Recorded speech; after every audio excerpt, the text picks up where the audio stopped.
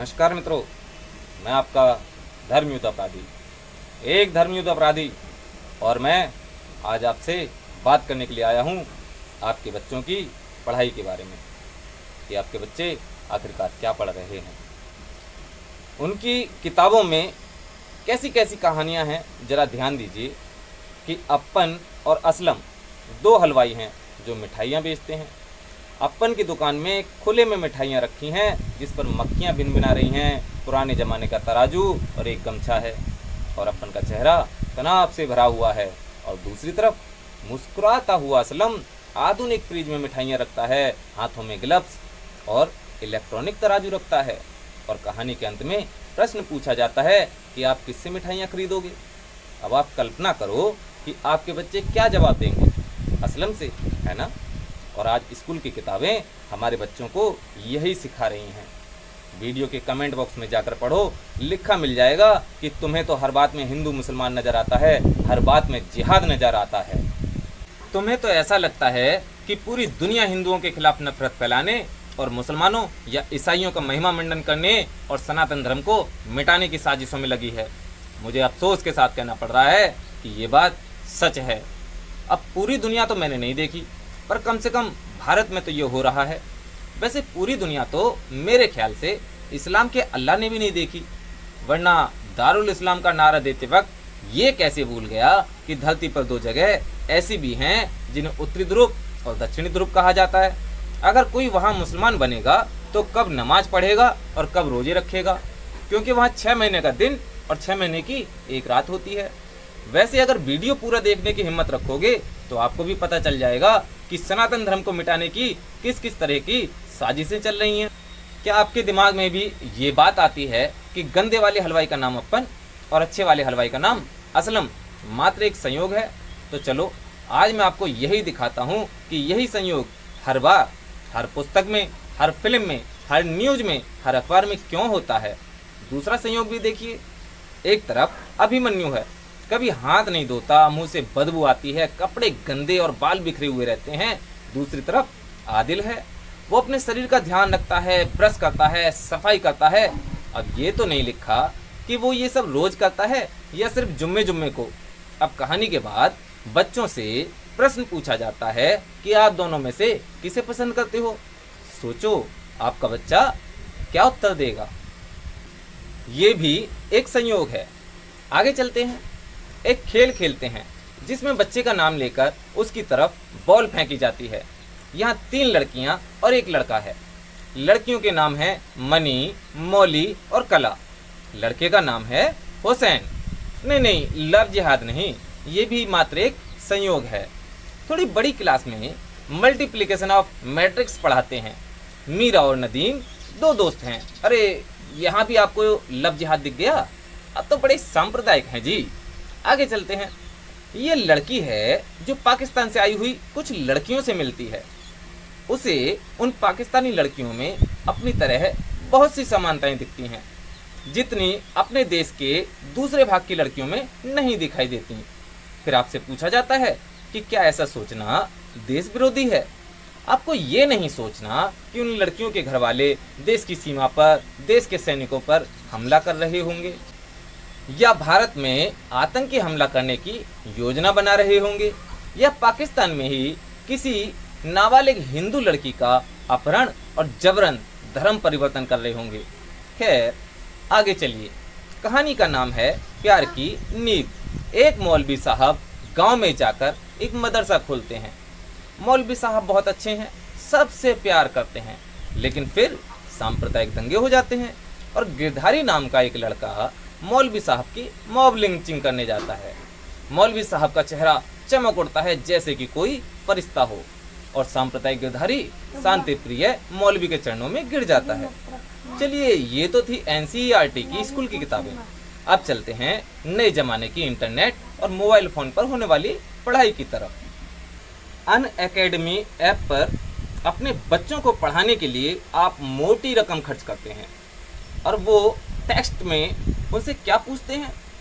प्रश्न 18 में मुस्लिम ईद के दिन एक रैली निकाल रहे थे। तब हिंदुओं की एक कॉलोनी में जाने पर हिंदुओं ने उन पर पथराव शुरू कर दिया और ये दावा किया कि उन्होंने हिंदुओं की भावनाएं आहत की हैं। क्या ये दावा सही है? आपको प्रश्न के 3 ऑप्शन दिए जाते हैं।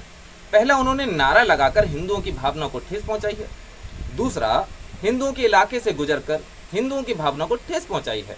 और तीसरा, नहीं, उनकी तो भावनाओं को ठेस पहुंचाने की कोई नीयत ही नहीं थी। मेरे ख्याल से उनकी भी नीयत उतनी ही साफ थी जितनी हिंदुओं के पूजनीय भगवान शिव का ये आपत्तिजनक और हिंदुओं की भावनाओं को ठेस पहुंचाने वाला स्टिकर देते वक्त इंस्टाग्राम की नीयत साफ थी। सही उत्तर का 1 अंक है और गलत के लिए -0.33। आपके अंक काट लिए जाएंगे। अंक बच्चे को कितने भी मिलें उससे नहीं पड़ता कोई भी फर्क। फर्क तो इस बात से पड़ता है कि हिंदू पथराव करते हैं, ये शिक्षा उसे क्लास में ही मिल गई। जबकि खबरों में जब असली शांति दूत पथराव करते हैं तो उन्हें दूसरा समुदाय या समुदाय विशेष बताकर असलियत छिपा ली जाती है। फिर आती है इंग्लिश की कहानी आ लिटिल बॉय। इसमें हेनरी नाम का एक लड़का लड़कियों को छेड़ता है, सबको परेशान करता है, लेकिन जब भारत में इस कहानी की नकल की जाती है तो लड़के का नाम चमत्कारिक तरीके से बदलकर हरी हो जाता है। ये भी मात्र एक संयोग है। आप जानते हैं कि ये सब संयोग आखिर क्यों हो रहे हैं? ताकि असली में जब कोई असलम मिठाइयों में थूक कर आपको खिलाए तो बहुत से पढ़े लिखे लोग ये कह सकें कि नहीं नहीं नहीं नहीं, हर असलम ऐसा नहीं होता। कहानी वाले असलम की दुकान तो बहुत साफ थी। जब असली में कोई अब्दुल किसी हिंदू की रैली पर पथराव करे या फायरिंग करके किसी हिंदू की जान ले ले तो उन्हीं किताबों को पढ़कर लोग कह सकें कि हर अब्दुल ऐसा नहीं होता, जबकि हर एक अब्दुल जिहादी होता है। वो कह सकें कि देखो हिंदू भी पथराव करते हैं, बेशक पुस्तकों में असल में करें या ना करें। ये सारे संयोग तो मैंने काल्पनिक कहानियों के दिए हैं। अगर असली इतिहास की बात करने लगा तो कई घंटे निकल जाएंगे। अब तुलसीदास जी के अध्याय में आपके बच्चों को क्या पढ़ने को मिलता है? कुछ प्रश्न कि वो स्त्री जाति की निंदा करते हैं, बाली वध का समर्थन करते हैं, विभीषण के देशद्रोह का समर्थन करते हैं। अब ऐसे ग्रंथ में आप कौन सा सौंदर्य पाते हैं और जानते हैं ऐसा क्यों लिखा है? नहीं नहीं नहीं नहीं, इसके लिए आपको सोचने की जरूरत नहीं है, खुद लिख करके बता रखा है। प्राचीन काल की कुरीतियों को जानना। यहाँ सोचने वाली बात यह है कि जिस लेखक को ये तक नहीं पता कि तुलसीदास जी ने रामायण नहीं रामचरितमानस लिखी थी, प्राचीन काल का इतिहास समझा रहा है जो लेखक, आखिर किस षड्यंत्र के तहत? खैर, ये भी एक संयोग है। आपके बच्चे को इंग्लिश सीखनी है तो पढ़ना ही पड़ेगा कि बाबर वाजा ब्रेव किंग। अब हारे हुए राजाओं की औरतों को मंडियों में बेचना कौन सी वीरता थी?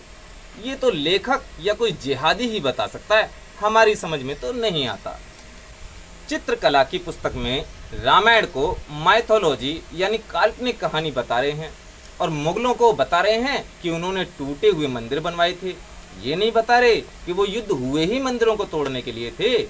जब NCERT से RTI दाखिल करके पूछा गया कि किस पुस्तक, किस सबूत के आधार पर आप ये लिख रहे हो, तो वो बोले कि हमारे पास तो कोई सबूत नहीं है। मतलब ऐसे ही मात्र अपनी कल्पना से लिख दिया। उसी चित्रकला के पेपर में पूछ रहे हैं कि मुगल काल की जो चित्रकला थी वो सेक्युलर थी, क्योंकि उसमें हिंदू देवी देवता और संत भी दिखाए जाते थे।